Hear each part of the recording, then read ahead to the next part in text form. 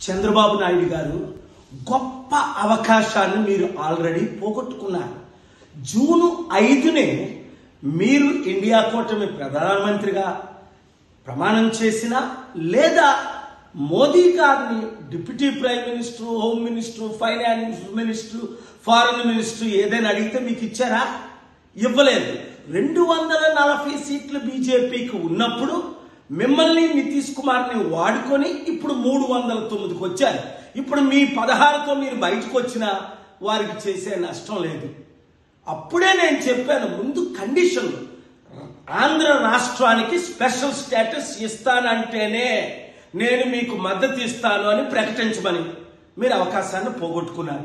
Steel ప్లాంట్ని అమ్మను అని అనౌన్స్ చేస్తేనే మీరు మద్దతు ఇస్తానని చెప్పమన్నాను.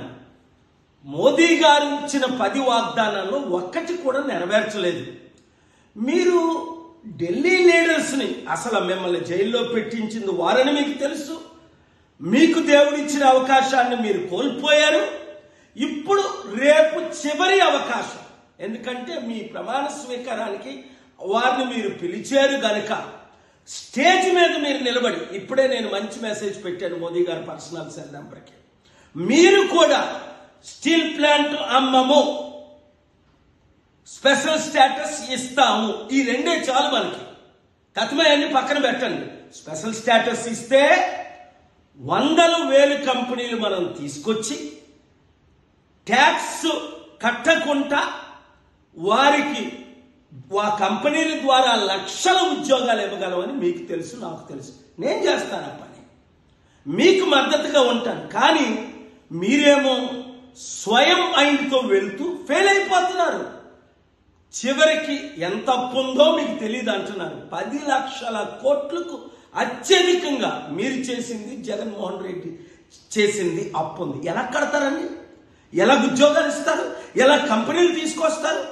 ఇంత మంచి అవకాశాన్ని పోగొట్టుకుంటే 94 గుర్తించుకోండి, 2004 మీరు దేశ నాయకులు ఎలాగైగా అవ్వాలి. నేను ఇచ్చిన సలహాలన్నీ అప్పుడు మీరు ఫాలో అయ్యారు. ఇప్పుడు నా సలహా తీసుకోవడానికి ఇష్టం లేదు సరికదా? మీ బాలకృష్ణ అల్లుడిని గెలిపించడానికి నన్ను కూడా 6 లక్షల ఓట్లు నావి ఈవీఎం ట్యాంపరింగ్ చేసి ఇంత శత్రువుగా నన్ను ఎందుకు చూస్తున్నారు? ఇన్ని సంవత్సరాలు, 30 సంవత్సరాలు మీకు బ్లెస్సింగ్స్ ఇచ్చినందుక, సపోర్ట్ ఇచ్చినందుక, ఆశీస్సులు ఇచ్చిన, ఇప్పుడు కూడా మిమ్మల్ని నేను క్షమించి మీకు అండగా నిలబడి దేశంతో ప్రపంచాంతో పోరాడి రాష్ట్ర అభివృద్ధి కొరకు నేను సిద్ధంగా ఉన్నాను. మీరు సిద్ధంగా లేరు కదా? ఆలోచించండి, దైవ నిర్ణయాలు తీసుకోండి. దేశం కొరకు, ముఖ్యంగా మన రాష్ట్ర అభివృద్ధి కొరకు, 6 కోట్ల ప్రజల్ని రక్షించడం కొరకు ఒక్క మంచి పని మీరు చేయండి. దేవుడు మిమ్మల్ని దీవిస్తాడు.